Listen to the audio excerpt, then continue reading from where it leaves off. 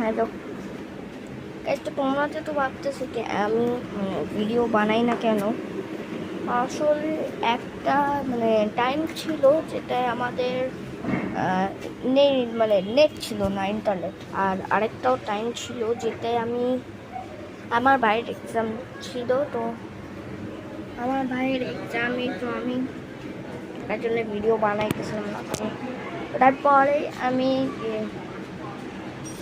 তারপর হচ্ছে আমি ছিলাম আমার একটা কাজিনের বাসায়।